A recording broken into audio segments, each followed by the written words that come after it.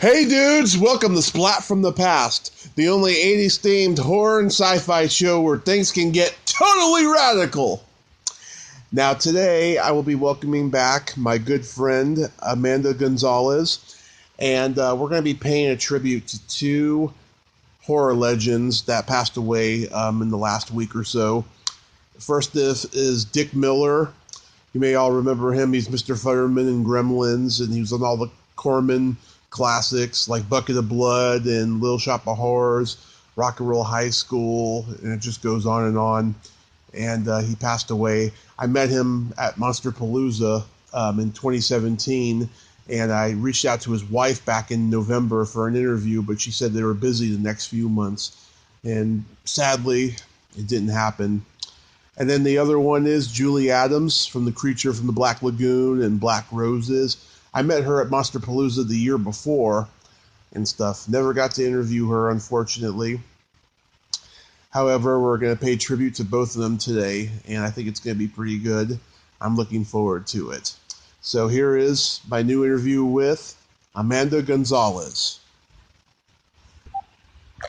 Hey, Amanda. Hey, sorry about that delay. My 10-year-old is being difficult. It happens. It happens. Wow, it's such a bad month for horror right now. Isn't it? Yeah. Goodness. Oh my goodness, yeah, I was watching the Dick Miller documentary earlier, and I teared up. I teared up a couple of times. I haven't even seen it yet. I really want to, though. Oh, really? You haven't seen it? No. Oh, man, it's so good. It's so good. I got to go to the signing for it at Dark Delicacies. So it was Dick Miller and Lainey Miller, Joe Dante, and then the director of the documentary. Oh, nice. It was very cool. I was hoping it would be available on Netflix, but it's not. Oh, that sucks. I'm still kind of new to Netflix, only having started using it for like the last 6 months. Oh, I've been doing it for years. I was doing it through the mail before I was doing it through streaming. Oh, wow, yeah, that's old school methods right there, right? Yeah. I started later, though, doing it in like 2011. Oh, okay, I see. No, I actually I rent DVDs still to this day. Like, there's a little spot over here. Oh, yeah. I'm going to go over and rent Matinee later, actually. So, but yeah, I still rent DVDs. I still do, too, when I have time to do it. And I still buy VHSs off of eBay. Oh, that's right. That whole VHS phenomenon is like really tripping me out. It's really tripping me out. I'm a child of the 80s. I was born in 78, so I'm a child of the 80s. And then so like even going back a few years ago with like Minecraft, with all that crap, like pixelation, and I was like, what are you guys doing? You're going backwards. We had this in the 80s, and we're going backwards. We have all this technology. I don't understand. And then now the VHS. No, VHS was crap. People these days are like, oh my God, VHS. No, it was crap back then. I still love it, though. Yeah, I get it. I get it for the nostalgia and stuff. And I still have my VHS collection that less than 20 years ago I had to convert to DVD. Mm-hmm. And so now that people are like putting current movies on VHS, just like boggles the mind. It just boggles the mind. You can tell that they didn't use VHS on a regular basis, like when that was your only option. Yeah, I got this really cool VHS of One Flew Over the Cuckoo's Nest. It was on Thorn MI Home Video, one of the early prints of it, and it's got no tracking at all. Everything is great, and it was only $4.99. I'm just so happy about it. Oh, that's cool. That's an awesome find. Mm-hmm. Yeah, it was perfect. Oh, in my collection, we have a set of Jerry Springer VHS cassettes. Jerry Springer VHS? Yes, like Jerry Springer episodes, the best of kind of compilation ones. So, and that's like original. We didn't buy those current, like now. It was back in the day. So that, I have some Addams Family on VHS, like episodes, the black and white. Tim Burton's Family Dog, the animated series. Oh, wow. I haven't thought about that in a long time. Yeah. Well, right now I have on in the background Amazing Stories, which was that anthology series back in the mid '80s and stuff. Yeah. And so, of course, Family Dog was an episode on there, and then it got its own show. So I have a VHS of that, still in plastic. It's never been open. I got the first season of Amazing Stories somewhere, but I can't find it, and I really want to watch it. Oh, I have it. That's like I said, I have it on right now, the Joe Dante episode, and I got my copy signed. Mine is signed by Mick Garris and Joe Dante. Oh my God, the one where the guy is magnetic. You remember that episode? Yes. I interviewed Lisa Jane Persky, and I told her how much she gave me nightmares as a kid with that character she played, and she laughed so hysterically. Oh, that's awesome. Yeah. She did. She really creeped me out as a kid as that character. You know what my favorite episode was, though, and the one that I remembered from, because the intro music for the show is so exciting, and actually, fun fact, they play it at the Universal Studios theme park. I don't know how many people know what it is, but it's the theme song to Amazing Stories. So, but my favorite episode is Mummy Daddy. Oh yeah, that's a good one. That one, yeah, where the guy is in makeup and like the bayou. It's reminiscent almost of Bubba Hotep, kind of. Yeah. I also like the one with Seth Green and the other kid. They're being babysitted by the voodoo woman. Yeah. Oh my gosh. Yep. And then the Hell to Pay. Hell to Pay. I'm trying to remember. The Murderous to Pay. Oh yeah. I think I interviewed somebody from that one. My all-time favorite one is the one with Cheswick and Ballbricker. The cable TV one. Oh my gosh. Yeah. Okay, I'm thinking. Gary Coleman, Richard Simmons. They all come out of the TV. Oh my gosh. You know what? I'm going to put the Remote Control Man. There it is. Yeah, and Chunk from the Goonies is their son. Yeah. That's it, Remote Control Man. Richard Simmons, Dirk Benedict. Oh, Faith. Very nice. Yep. Robert Boosley. Yeah, oh, wow. Cool. Oh, and Ed McMahon. It's not really a TV episode without Ed McMahon. Yeah. Okay, so Dick Miller passed, and oh my God! So I reached out to his wife back in November, so he and I could do an interview because it was coming up on 35 years since Gremlins, and it was Christmas time, and she said that they were busy the next couple of months and stuff, but she would keep me in the loop and everything. Well, it didn't happen. He wasn't as busy as we thought, unfortunately. Yeah, excuse me for a second. I didn't mean to pause. I was drinking water. That's really unfortunate. It would have been great to be able to have you interview him. And like I said, the documentary is really, really good. But just, I don't know. I don't feel like there's a whole lot of Dick Miller interviews out there to reference or to refer to. Not just about, like, the man.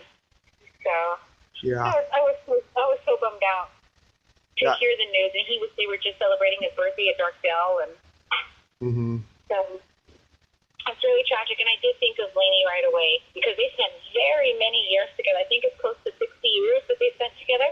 Yeah. So. Yeah. Yeah. Oh my God.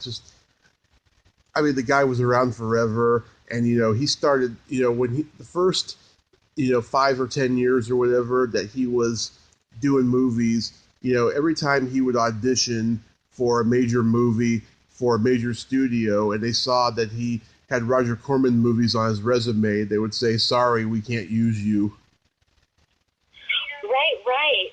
It's interesting. They touch on that in the documentary. You have all of these greats from the kind of, the B films and everything, and like Roger Corman, Joe Dante, Alan Arkush, a little bit of everybody. And they talk about how, there are politics and how you get jobs based more on personal things rather than like talent and whatnot. So Yeah, this is unfortunate, but yeah. And then once all of Roger Corman's proteges became directors on their own, they started casting him. I mean, Joe Dante, Jonathan Kaplan, Jonathan Demme, James Cameron, they all casted him. Paul Bartel, all of his proteges casted Dick Miller, once the 70s, 80s came, and that was so great. Oh, it's right. Robert Zemeckis casted him, even though he wasn't Corman's protege. Robert Zemeckis would cast him. He made so many movies. Or rather, he was in so many movies. Mm-hmm. Yeah, and I remember he was interviewed in that documentary for the first Fangoria Weekend of Horrors. And oh, really? Yeah, he was just interviewed for like a minute or so. He said something that was very poignant, and it's even more poignant now that he's dead. This was 1985. He said, I've been in this town 30 years, and aside from a few lean years where I was struggling, he says, I'm very lucky. I'm very lucky that I have had the career that I've had, and the fact that I get to do what I love for a living just makes me the luckiest man in the world. Oh. Yeah. Yeah. Yeah, he is a loss. He's like a multi-generational favorite. Mm-hmm. So, and like what I was watching says, that guy, Dick Miller. Like, you don't know who he is, but if you point him out, you can, him, that guy. So I had the pleasure of meeting him, like I said, at that signing for it, and he was wearing that pink jacket that he wore in so many movies. Like when he was a game show host, he had that pink jacket on. So he was still rocking it that day, and it was really cool. And he was a little on the curmudgeonly side that day, but I didn't care. I asked him if I could take his picture. He's like, well, I'm not going to get up. That's fine. So I didn't even try to take a selfie. I just took a picture of him. And I'm very proud to have it. And it's probably going to go up on my wall now instead of just being in my scrapbook. Yeah. I met him at Monsterpalooza in 2017. That was probably his last convention. And you should have saw the look on his face when I had him sign my Chopping Mall Blu-ray, because he did not like working with Jim Wynorski on that movie. Oh, really? Yeah, because Dick's wife was working on that movie, and Jim yelled at her a bunch of times, and so he did not like Jim at all. Oh, I see. Yeah. Oh, wow. I had no idea about that. Mm-hmm. It's always interesting when you encounter certain, like, celebrities or film stars, and, sometimes you have something that's a favorite of yours that they didn't particularly like, and, it's a mixed bag of reactions. Yeah, like, he was cut out of Pulp Fiction. Yes. And he never forgave Tarantino for that, which is quite sad, because he went to the premiere thinking he was still in the movie. Oh, yeah, he was supposed to be Monster Joe. He was supposed to be the one who owned where we were going to get rid of the car. It's on the DVD, though. Oh, man. I have it. Yeah, I have it. I remember, oh my God, when he was in the movie Explorers. Yes. Oh my gosh. Yes. Yeah, I just remember, oh my God, being a little kid. I remember we had this videotape. We were taping some movie off of our Fox affiliate in the Bay Area, and they showed a preview of Explorers. I just remember seeing him in the preview saying, "Go get him, kid," or something like that, and I just never forgot that. Oh man. The 80s were great. They were amazing. It was time to be a child. It really was. Yeah. We also had that kind of suspension of disbelief kind of thing, or like I don't know, we weren't desensitized and stuff, and there was still a lot of wonderment. So movies like that really, really kind of had an impact. So. Mm-hmm. Oh, certainly, yes. And God, it's funny. He came to L.A., wanting to be a horror, a sci-fi writer, and Roger Corman told him, that he was a terrible writer, but he would make a good actor. Roger Corman was right, apparently. Yeah, and Dick said, he knew Roger Corman, 65 years. He only socialized with him 3 times because he thought he was boring. Oh my gosh. Oh, that's funny. Yeah. To think that somebody like that could be boring. Yeah. It's like, oh wow, really? A resume like that, you're kind of, I don't know, not dull, but. Well, Roger Corman's an intellectual, and Dick was a street smart, Jewish guy from Brooklyn. Right. So. Uh-huh. So it just, it doesn't exactly intertwine. Yes. No, that totally makes sense, yeah. It's not quite the John Waters and Divine relationship. No. Yeah, it's just amazing, just all the great movies he did. Oh, yeah, and I even saw that he had done an episode of Divorce Court in, like, the mid-'80s. When I was little, I totally thought that was real. I had no idea that was not real.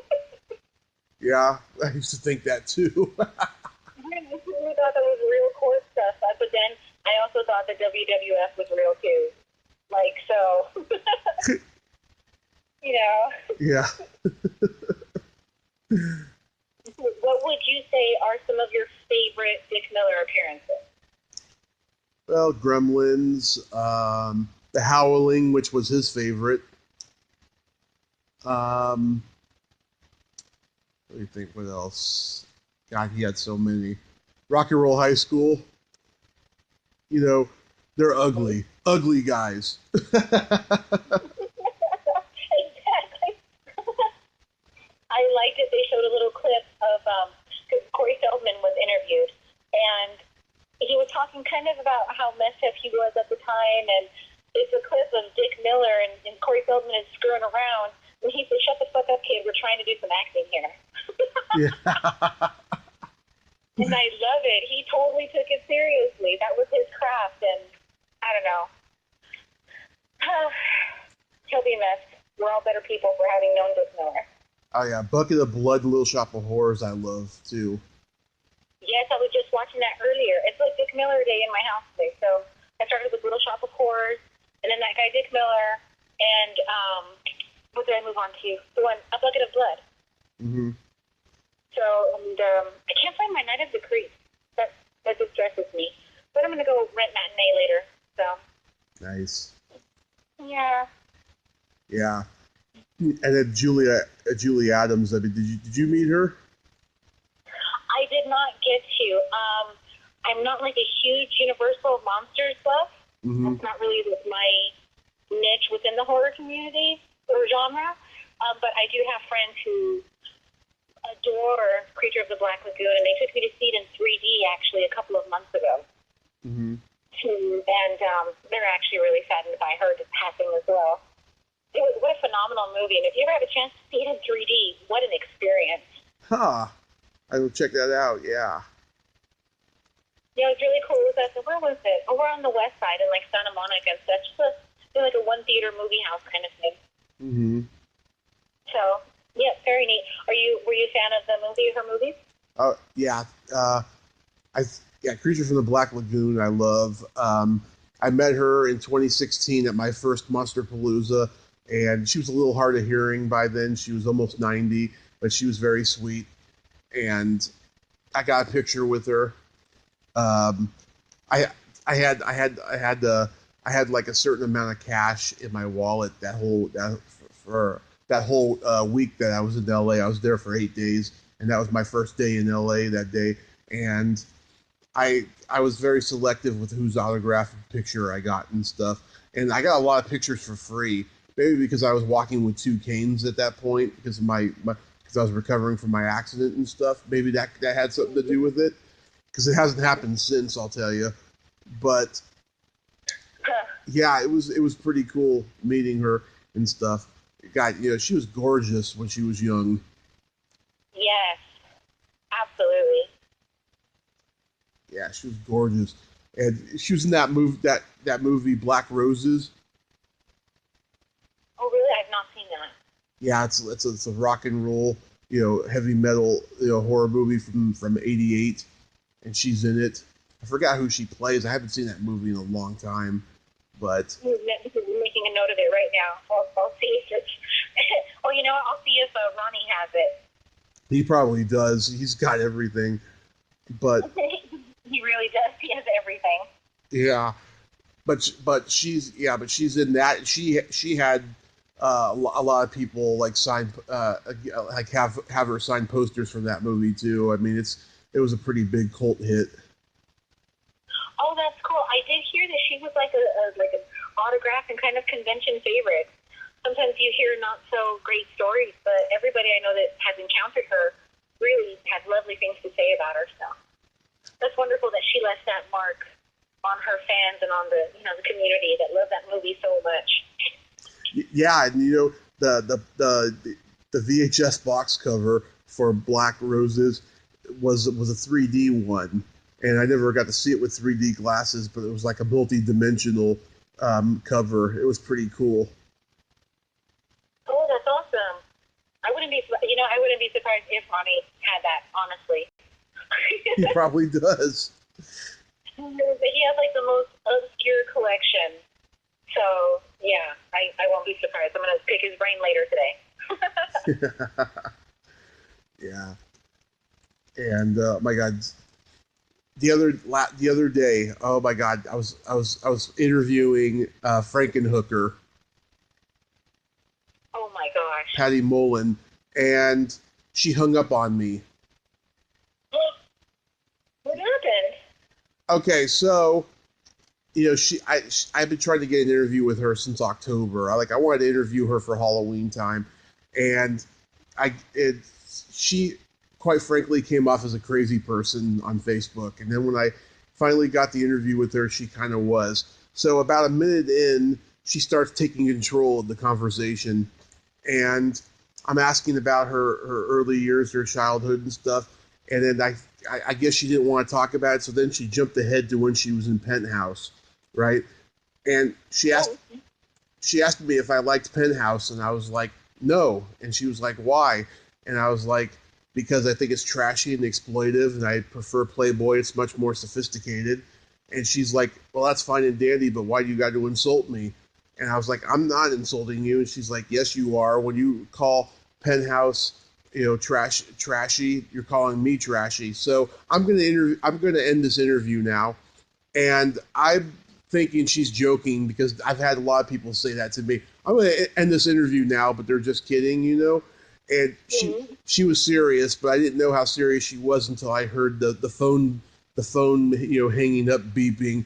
I was like, fuck. And then I messaged her on Facebook, and she's like, get over it. I did. And I was like, no, come on. I don't care about your Penthouse shit. I just want to ask about your movies, and stuff. And then she blocked me. And then I sent her a Twitter message, which I don't think she's gotten to, but whatever.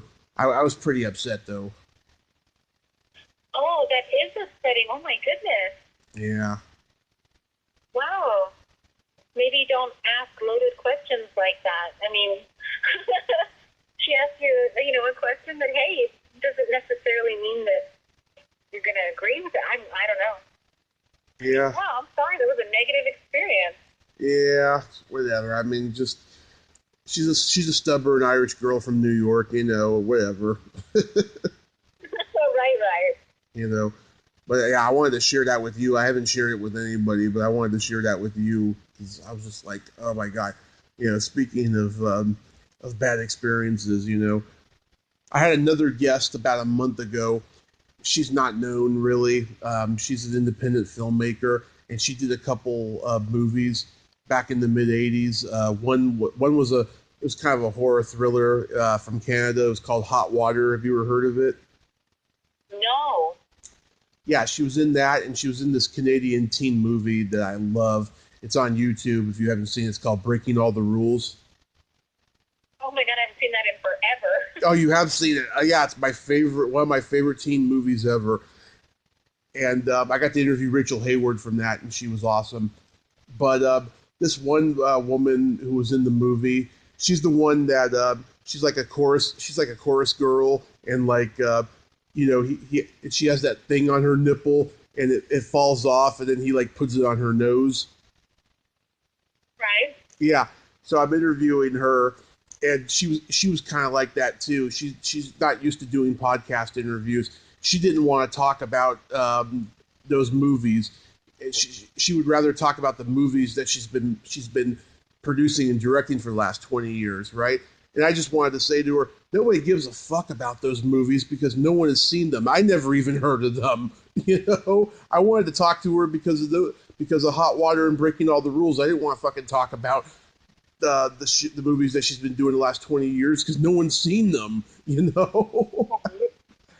No kidding. Oh wow. Yeah, she was a real twat bag, and she's telling me, send this to my lawyer so he can approve of this to be released. It's like, fuck you, you know? Well, no. Yeah. Well, you deal with all kinds of different personalities. Wow. Yeah. So those are the two bad experiences I've had, and I've been doing this 2 years coming up in May, and those are the two just absolute worst. I've had interviews where the guest wasn't forthcoming and gave me a lot of short answers and what have you, but those were just horrific. That it kind of just fucking blows. I'm sorry about that. It does. But at the same time, I'm really glad that it seems like you've had a much greater percentage of interviews that were successful and a good time, right? Oh, I've just been so damn lucky. So lucky, I'll tell you. Yeah, and it's fun. We have fun conversations. Look, this is like number 3, I think it is. Yep, number 3. And yeah, well, I love talking to other horror fans, and just love to talk and swear and have a good time and stuff. Oh, totally, exactly. And I like to talk to other horror fans as well because, I thought that I knew a lot about horror movies. And then I hang out with Ronnie's one of my very good friends. And I know my knowledge is elementary in comparison to his. He's like a horror scholar. And so I'm always into the opportunity to learn more about the genre and the subgenres and just a little bit of everything, and especially about movies that I've never heard of or, different opportunities. So I dig it too. Mm-hmm. I think Rodney should be a lot more successful in the horror industry than he is. You know what I mean? Oh, most definitely. His books are phenomenal, very informative, and he's spoken with so many people. Yeah. He knows his shit. He really knows what he's talking about. Mm-hmm. I like to think I do too, but that's subjective. A word I've been using a lot these days. Oh no, are you kidding? I'm learning a bunch from you as well. See, I'm over here taking notes as we talk. Oh, thanks. Yeah, like Rodney Dangerfield back to school. They're like taking notes while he's talking. First you gotta grease the local politicians. And all this stuff. Of course, because what they're actually learning in their economics class won't help them in the real world. Yeah, talking about doing deals with the mafia over business. Exactly. You got the Teamsters. Yeah, that's so brilliant. Oh, I love that movie. That's a great movie. Rodney Dangerfield and Sam Kinison in the same movie. Oh, good time. Yeah, his brother told me he didn't want to do that movie, but he did for Rodney, and he came out for 2 days, got paid like $8,000 or something, and it was a good time for him. Oh, that's awesome. To think the lifestyle that he lived was considered like crazy and out there wild and debaucherous, and nowadays that's like commonplace and even tame in comparison to what you see like on social media alone. It's like really insane. Yeah, Sam. Yeah, he just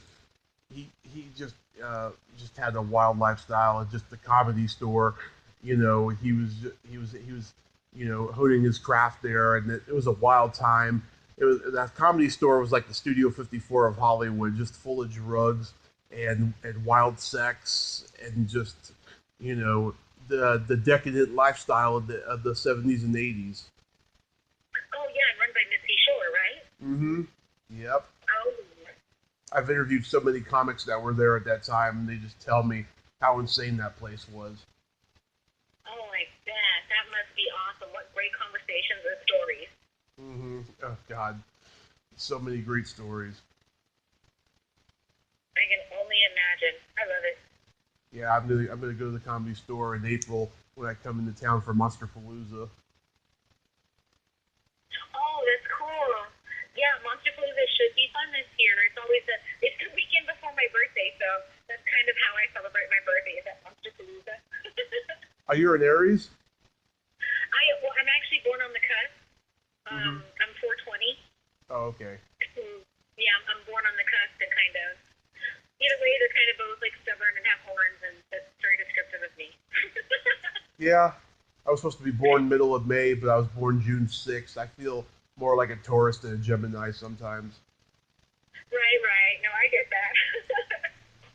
But yeah, Monsterpalooza is going to have Bruce Campbell for the first time.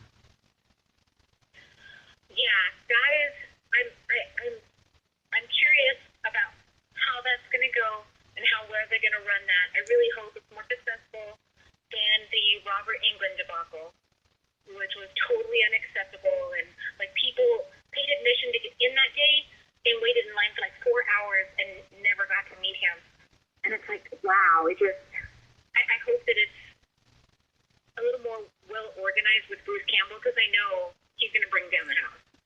Well, I met Robert and Bruce in Sacramento the same day last year, but I don't think that it's going to be as busy as it was with Bruce, because Ash is a popular character, but Freddy. I mean, come on, there's like 8 movies of Freddy. I mean, that was naturally going to be full of traffic. Right. It'll be interesting to see. It'll be interesting. I'm going to meet Chris Sarandon and Ken Page. I just like my 3rd time.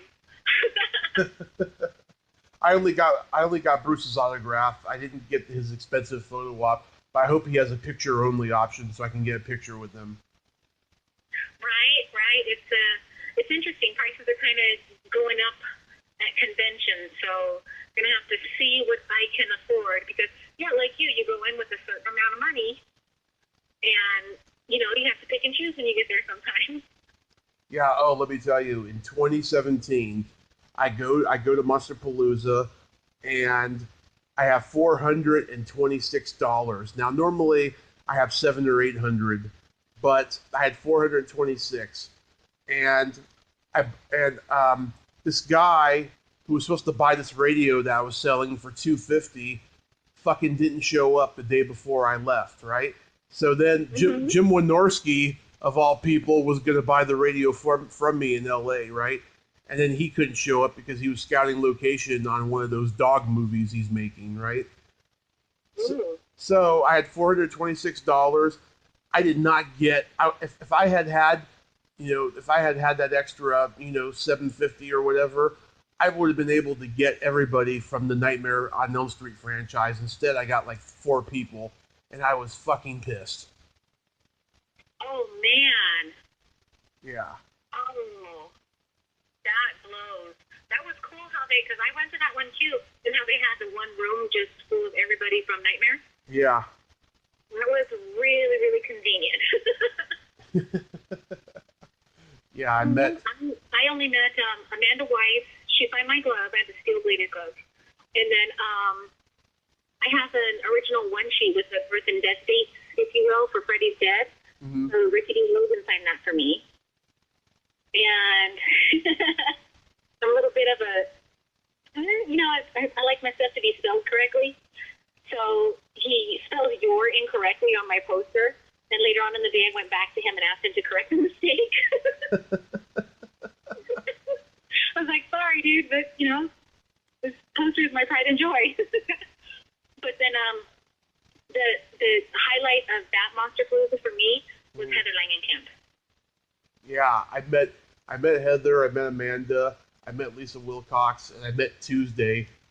And Tuesday was completely different in person than she was when I interviewed her twice on the podcast. Because on the podcast, she was a lot more free, and she laughed at my dirty jokes and stuff, and we got along great. But she had her husband with her, and so she was a little bit more reserved when I met her. Did you meet her that day? And then we're talking about, who is this name? Tuesday night. No, I did not. I've met Lisa Wilcox at a different one, but Tuesday night I did not. Yeah. She's an absolute sweetheart, though. Oh, that's cool. Yeah. But I didn't get to meet everybody else. But I've interviewed a couple people that I didn't get to meet from Nightmare, like Ricky Dean Logan and Andros Jones, and those guys, yeah. But yeah, if I had had more money, I would have gotten everybody. But when I went to Son of Monsterpalooza that year, my mom helped me out and gave me $600 for the weekend. Right, I came back with $280. I would have come back with like $80 or maybe $50, but the reason why I didn't was because there was 2 celebrities I observed from a distance who were not being nice to their fans, and I decided not to go meet them. And I wanted to meet Bob Elmore, Texas Chainsaw Massacre 2, but my friend was driving me crazy at the end of the day, and so I didn't get to go meet him, but I did interview him a couple months ago. I wanted to meet the guys from John Carpenter's The Thing, but their lines were out the fucking door. Oh. Yeah. But I did get all the autographs that I wanted overall with the people I did get. So I got PJ Souls, Curtis Armstrong, Robert Carradine, Bill Moseley. I got all of those. Oh, and I do remember Sandal Bergman's handler was being a dick to me, so I didn't get to meet her, but I am going to meet her this year. Okay, well that's good. Yeah, well, because I just wanted to like go introduce myself to her and ask her if she'd be on my podcast, right? And she was talking to somebody, and the handler was like talking to me like he was like a retail associate, like, can I help you? You know, buy something or leave type of thing, you know? So I was just like, yeah, fuck you, and then walked away. Oh my goodness. But I have a Hell Comes to Frogtown poster I want her to sign, so I will meet her this year. Right. You know, this is... I'm going to meet Vivica Fox at Monsterpalooza to get my Kill Bill poster signed. It's already signed by Sonny Chiba. Oh, yeah, she's going to be there Sunday only. I mean, I'm not a huge fan of hers, but maybe I'll go by and say hi if her line's not too long. You know, the big one for me is Chris Sarandon and Tom Holland, because I have a Fright Night poster I want them to sign. How amazing will that be? It's exciting. I'll say it's exciting for me with Chris Sarandon because the first 2 times I met him was as Jack Skellington. Like, and I have a really big Nightmare Before Christmas collection, so he signed stuff there. But now I'm going to meet him as Jerry from Fright Night, so I'm pretty excited. Yeah. Oh my God! I hope they book Billy Ragsdale and Amanda Bierce and Stephen Jeffries. How cool would that be? Yes, because they were booked for a convention in San Jose that ended up getting canceled because of the fire in 17 that I was going to go to, and I was so like sad. I was so sad that I wasn't going to meet them. Oh man. And George Romero was booked, and of course he died before it got canceled, but he was booked for it. Oh, and that's always something too, like when somebody passes away and it's like, oh, I was so close. Yeah. Close to meeting you, and then recently kind of, like there's okay, I have to for a moment, I was looking through here and I had made some notes, and Penn Marshall and Mean Gene Okerlund. We lost them too, and that was a punch to this 80s kid heart. Like my heart, I felt those so bad. I don't know if you heard, I did a tribute to Penny on here, and I was crying like most of the way through. I spent like a half an hour, telling her life story and like, talking about what she meant to me. Because to me, she's the queen of comedy. And I told her daughter that when I interviewed her 2 years ago, and it was just a profound effect on me. I just could not stop crying 4 days after that because I never got to meet her, and I want to meet Cindy Williams badly, and I have some connections there and stuff, but they're respecting her boundaries, so like they're not like arranging for me to meet her or anything, but I do have connections to her. Right, right. Yeah, Laverne DeFazio, and then she made some of, I don't know, she just made some of the most awesome movies, and then of course, a lot of people know her, the younger generations know her from Hocus Pocus. Oh, yeah. That was like kind of weird, though. Her and her brother are playing a married couple. Yes, exactly. It was a little on the peculiar side. So for those of us in the know, it was like, what? But then other people are like, oh, that's cool, they're married. Yeah, oh my God, Kathy Najimny, she was booked for Monsterpalooza last year, and I missed it. Oh, I met her. How was she? Cool. Her people were kind of very, you couldn't stand to the side and take a picture of her. Like, my friend actually paid for her autograph. Mm-hmm. And as she was signing his thing, like, I couldn't take a picture of her signing it and with him in the picture. Yeah, I don't do that. I don't take pictures of people during the signing or from afar. I think that's kind of rude, so I just wait for when I take the picture with them. You know what I mean? Right, right. Well, the thing is that what I was trying to do also is that provides provenance, because these days you have to provide some sort of certificate of authenticity or some sort of picture proof in order to be able to sell your autograph or anything that you have signed. You have to provide proof that way, and they didn't provide that service. And it's not like she was like posing with my friend, and then I'm like taking different pictures. No, I was taking a picture of what she was signing. Yeah. And not like face and, because, oh, no. But, I don't know. I guess sometimes the approach of the handlers could be too. The website of Monsterpalooza is taking forever this year to like book people. I hope they're not having trouble booking people. They're just doing it so slowly. I mean, the other day they added Alan Troutman, the Return of the Living Dead, on here, which I'm glad because I don't want him to sign my poster. Oh yeah, totally. That'll be exciting. I'm looking forward to a lot of the vendors. Mm-hmm. Oh yeah, that podcast, Monster Party. They're having a table this year, and I was excited because they actually interviewed a couple of my guests and stuff. And I was like, so I want to like go over there and say, hey, I interviewed so and so too. That was a great interview. Oh, are we talking like a Mad Monster Party? Is that it? No. It's just called Monster Party. It's a podcast with like 4 or 5 guys sitting around, and they have a guest. They've interviewed Lisa Langlois from class of 1984, which I have too. She's a friend of mine. And Denise Crosby, who I want to interview, but she never gets back to me on Twitter. And a couple other people. They do some pretty good interviews. Oh, right on. Yeah, they don't do it that often though. They do it like maybe 2 or 3 times a month. But they have a decent following. Oh, sweet! That's awesome. Mm-hmm. Derek Riggs, who created Eddie, the mascot for Iron Maiden, is going to be there. Oh, that's cool. Yeah, sometimes the artists and stuff are really cool to meet as well. Designers, special effects, and whatnot. Oh my gosh, Rick Baker. Oh yeah, Rick Baker. I missed him. He's almost like kind of walking the floor there. Yeah, and I missed him being honored last year by John Landis. That would have been great. Oh man, well, I caught him as he was walking onto the main showroom. So like he was like, oh hey, hi, I'm running late and stuff. But he's so cool, and he'll stop and say hey, and he's a very, very nice guy. And it's really cool that you can see just walking the floor of Monsterpalooza if you know who people are. Yeah. Do you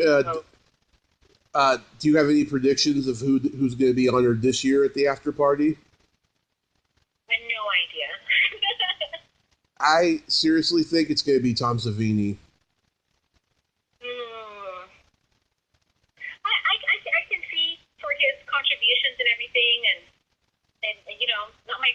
celebrity encounter, not my favorite. Mark's my favorite, maybe my worst. But I can see where he would deserve the honor. Yeah. I know he's just kind of dry and he just sits there. I have a bunch of posters that I want him to sign, and I want to get that done this year and stuff. I got the 2 Creep Show posters, Dawn of the Dead, Day of the Dead, Friday the 13th, and Friday the 13th Final Chapter. I don't think I'm gonna get all 6 this year, but I'm definitely gonna get a bunch of those, like maybe 3 or 4 of them. I wanted to last year, but my friend flaked out on me, and that's why I couldn't show up. Oh. You know? Well, I do hope it's a pleasant experience. Oh yeah, because my mom and I are going. We're gonna be there for 5 days. It's her vacation time, and she hasn't gone on vacation in years, and so she's looking forward to it. I bet that'll be exciting. Mm-hmm. Oh, John Fury from Friday the 13th Part 2. I want to meet him. He's Friday only. Right. Yeah, that's gonna be good. I hope they book what's her name, Amy Steele too. That would be cool. I would love that. I would love that. Actually, I think she was in that movie with Howie Mandel, like in the 80s. Walk Like a Man. Movie, Walk Like a Man. Walk Like a Man. Yeah, that's a bad movie. Mm-hmm. Yeah, terrible. I love it. Christopher Lloyd calls it the worst movie he ever did. He may be right. He's probably right. It's terrible, but still, I'd love to meet her. So.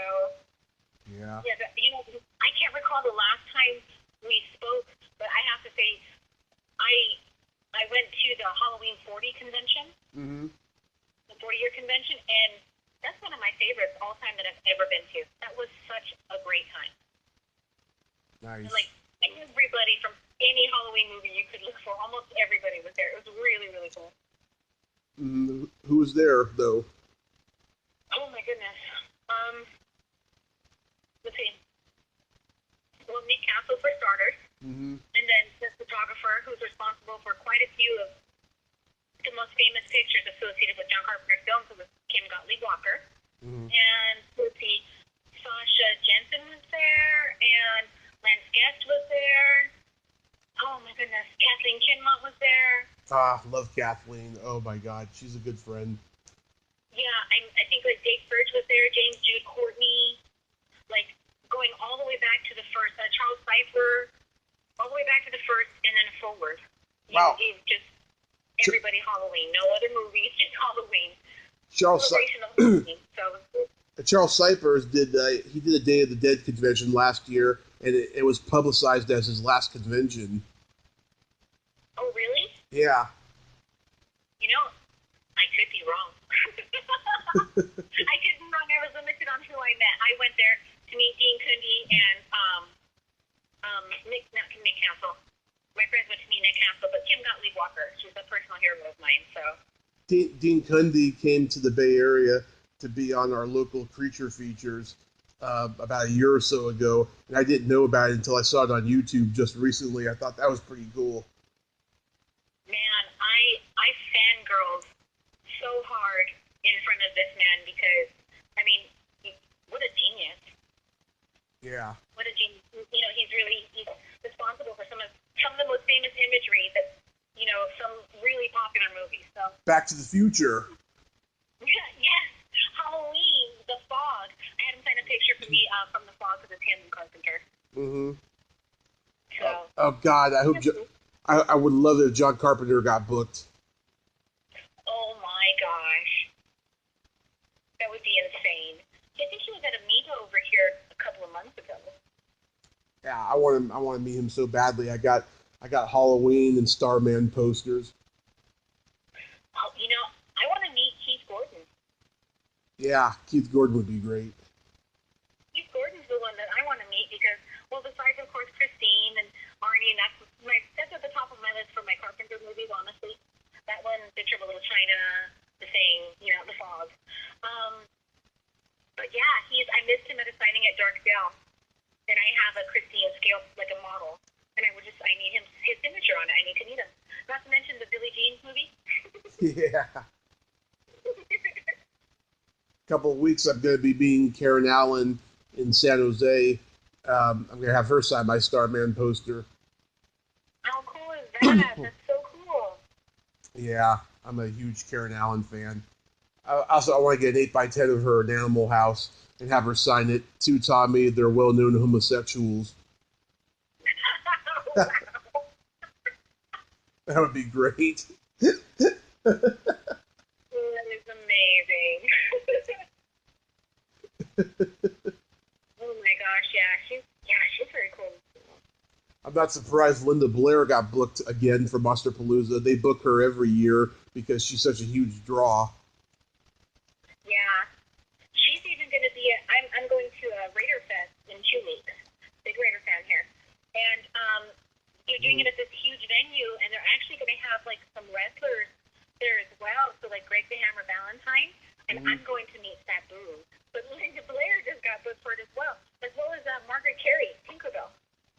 Yeah. It's like a real mixed bag. You got like some Raiders over here, and like I don't know if you recall the actor Fred Dryer, but he was a Raider, so he's going to be there too. Yeah, from Hunter. Yeah. Yeah, so he's going to be there. I'm like, dude, that's kind of cool. Wow, that's cool. Yeah, Linda Blair. When I met her, she was kind of bitchy. I just got a picture with her, but I wanted to have her sign my Savage Streets poster, and then when I see Linnea in June at Sister Creature Con in Sacramento, I'm going to have her sign it. Oh, nice.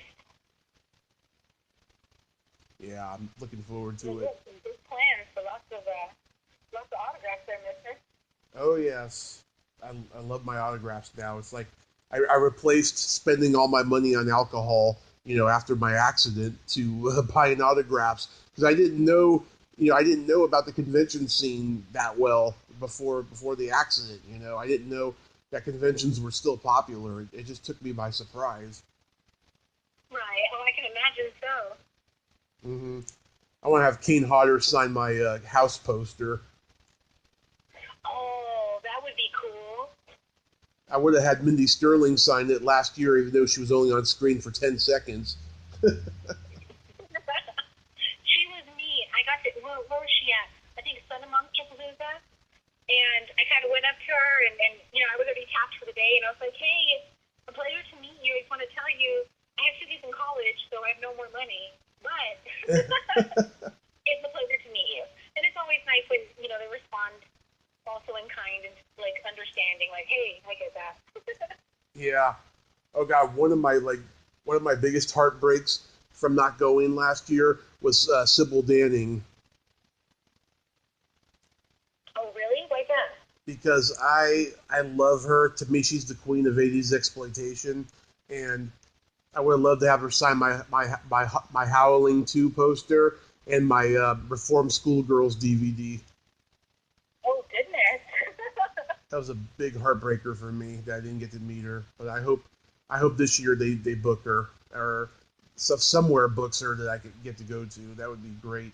I mean, I know she does autographs through the mail, but I also want a picture with her. Right. There's sometimes it's like, no, not sometimes. If I'm going to pay for an autograph, I want to be there. Mm-hmm. Yeah. The experience. The last time I met Kim Page and Chris Sarandon, they were selling autographed Catherine O'Hara because it's mostly Nightmare Before Christmas stuff. $80, but it was a private signing. And I'm like, no, if I'm going to pay almost $100, I want to be able to say hello. So, no. Yeah. Oh my God. I'm sorry. I'm trying to remember. I'm trying to remember what I was going to say. I lost my train of thought. I'm sorry, my bad. It's okay. But Monsterpalooza, yeah. Oh my God, I have so much fun every year that I get to go now and stuff. And I just hope, oh my God, like everybody I want to meet gets booked, and it's gonna be awesome. I did really want to go last year. Because they had Ashley Lawrence there last year, but she's going to be at Sister Creature Con this year, and I hope she doesn't cancel. Right. Oh, they got some pretty awesome guests as well. The next one, I kind of want to see if Ronnie wants to road trip because I would love to go. Mm-hmm. Oh yeah. Oh my God. Joe Bob Briggs is going to be there. some exciting shit right there. That's exciting. I did an email interview with him last year. Oh, that's awesome. Fantastic. How'd that go? It went pretty good, you know. I mean, his secretary forwarded me the answers and stuff, and I read them on the air, talking like him. That's a lot of fun. Aardvarken. Yeah, it's funny. I didn't watch him when he was on the movie channel because we didn't get the movie channel. It was too expensive. But when I saw him on Monster Vision, yeah, I thought he was the coolest. Totally. You know, and I was really sad when he went off the air because he went off the air way too soon. No, that's absolutely true. But he had been doing it 15 years, so I guess he was kind of ready for it. Yeah, it was like still a good run, so yeah, I can see that too. I'm filming my own horror pilot in May. Are you really? Yeah, me and my friends are getting together and we're shooting a pilot, you know, with no money in San Francisco. I'm going to have Lori Jacobson be my first guest.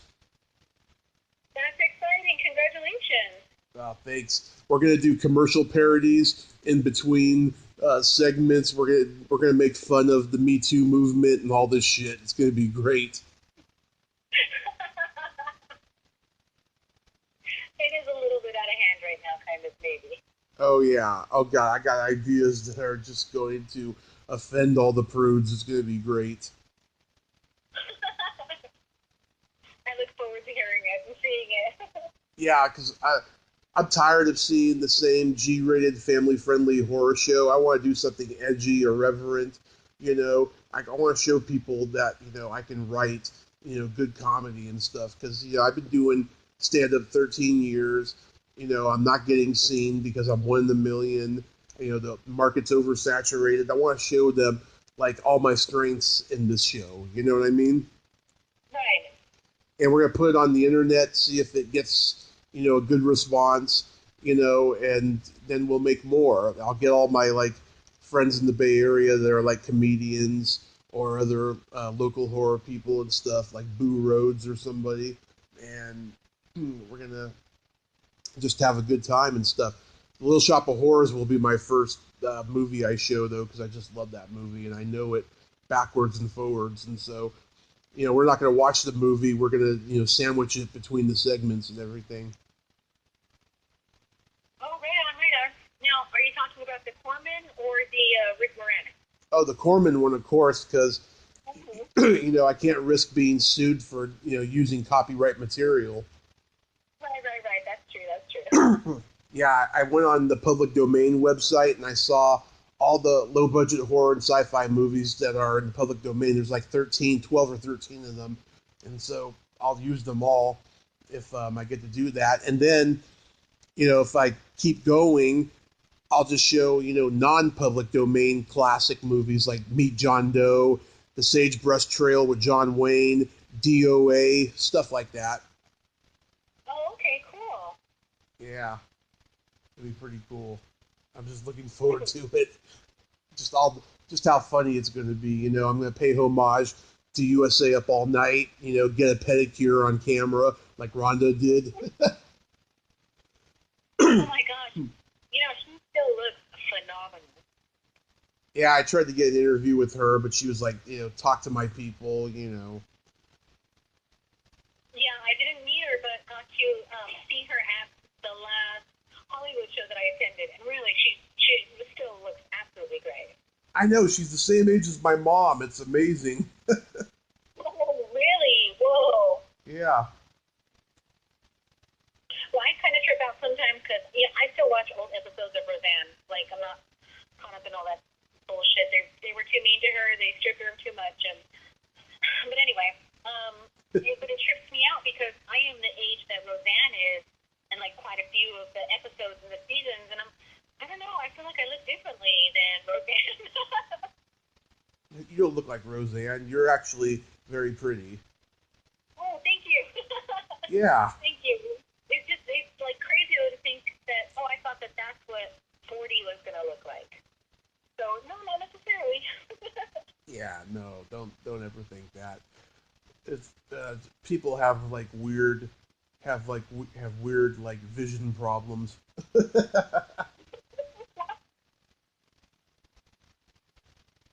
Oh yeah, did I tell you my Cinderella joke last time? I cannot recall, but let's give it a go again, Okay. just in case. Cinderella is about to go to the ball and she's on her period. And the fairy godmother gives her these magic tampons and says, "You better be back by midnight or else they'll turn into a pumpkin." Cinderella's like, "Okay, fairy godmother, I will." So 12:30 rolls around and the fairy godmother is pacing around the house because Cinderella hasn't shown up. But then she does show up at 4 a.m. and she's stumbling drunk. And the fairy godmother's like, "Where were you? You were supposed to be home by midnight." And Cinderella's like, "I'm so sorry, fairy godmother. I met this great guy and we danced all night. His name was Peter Peter."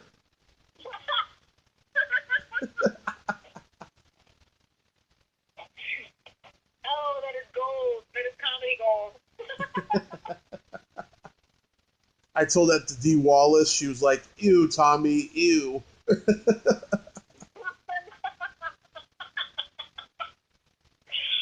terrible. I can't wait to tell it at a party. Oh yeah, you can tell that to all your girlfriends. But yeah, that's it. Exactly. Oh my god, that's awesome. Yeah.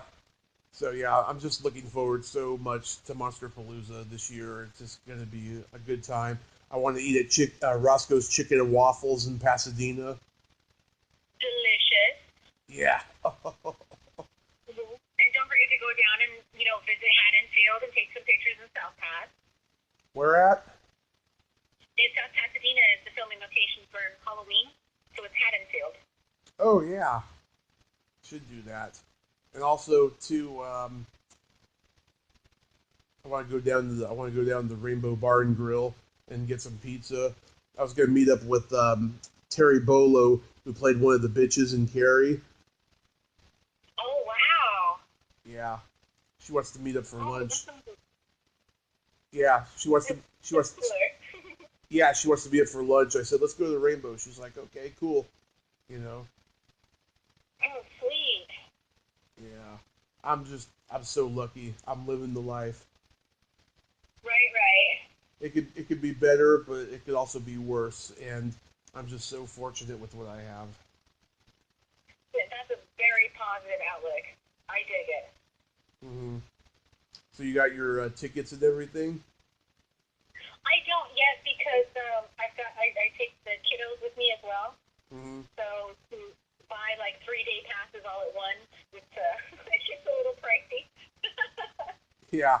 When I went in 17, oh my God, that Saturday got completely sold out, and I saw the post about it, and my friend who's going with me, right? He We had just gotten the tickets like the week before, and I was like, oh man, fucking thank God, because it would have been a clusterfuck if we didn't get those tickets, you know? And I told him, I said, don't be fucking late picking me up in the morning, and because it's gonna be just insane there. We said we gotta get there a certain time, right? Of course, he was fucking late. He was like an hour late and stuff, but we made good timing. Oh man, yeah, it was. I remember that's when it got shut down by the fire department, I think. Oh no, this was the second one. This was the Burbank one. Oh, the Burbank one. Oh, okay, I see. No, not the Pasadena one. I went with my brother to that one, and that was insane. There was fire marshals everywhere. They've only been in Pasadena for like 2 years now. You're right. Actually, this will be the fourth time they'll be in Pasadena, but yeah, 3 years overall. Okay, yeah, there we go. When I went there the first time in 16, I only went for Sunday, and it wasn't as huge as it became the next year with Robert England, and I think people have gotten used to the venue, and I think a lot of people wish that both conventions were at that venue, and that Burbank is just too small. I don't like the Burbank one that much because there's no elbow room. Totally. what is it, Days of the Dead was there, it wasn't bad because that convention's like half the size of what Son of Monsterpalooza is. But yeah, this last Son of Monsterpalooza was a little cramped for my liking. Yeah, I wonder why Days of the Dead isn't in LA no more. Yeah, they're mostly, like what, Midwest and back east, but they had a great lineup, and that's actually where I met Ronnie. Yeah, they're doing one in Las Vegas this year. That could be fun. Yeah. What's his name's been doing them a lot? Vinnie Vincent from Kiss. That's cool. And Peter Criss, he did one too, I heard. I think. Oh, that's neat. I'm looking forward to going to some with some voice actors. I really enjoy meeting voice actors as well. Yeah. I don't think you'll ever hear about a voice actor having a Me Too experience because they like to go to the studio naked. Oh my goodness. Yeah, that whole thing was laughable. Well, hun, I got another interview coming up soon at 6 and everything, but I'm glad we got to do this. Most definitely, and I'm sorry I called late, but I am glad also that we got to hang out. It's all good. We'll get to do it again soon. Maybe we'll do a recap of Monsterpalooza. Oh, sweet. That would be excellent. Yeah, let's do that. Okay, right on. I dig it. Okay. Okay, take care, Tommy. Thanks again for having me on. All right, hun. Talk to you later. Okay, bye. Bye. Well, there you have it. Amanda Gonzales. Ain't she a sweetheart? Yes, indeed, you are, Amanda. Thank you so much. And I will see you at Monsterpalooza. If you like this video, everyone, please subscribe to my YouTube channel. Add me as a friend on Facebook. Join my Tommy Kovac comedian page on Facebook. Follow me on Twitter and Instagram and all that fun stuff. Well, that's all the time we have this week on Splat from the Past. Until next time, this is Tommy Throwback Kovac saying, there's no shame in living in the past, because the present sucks. Rest in peace, Dick Miller and Julie Adams. Later, dudes!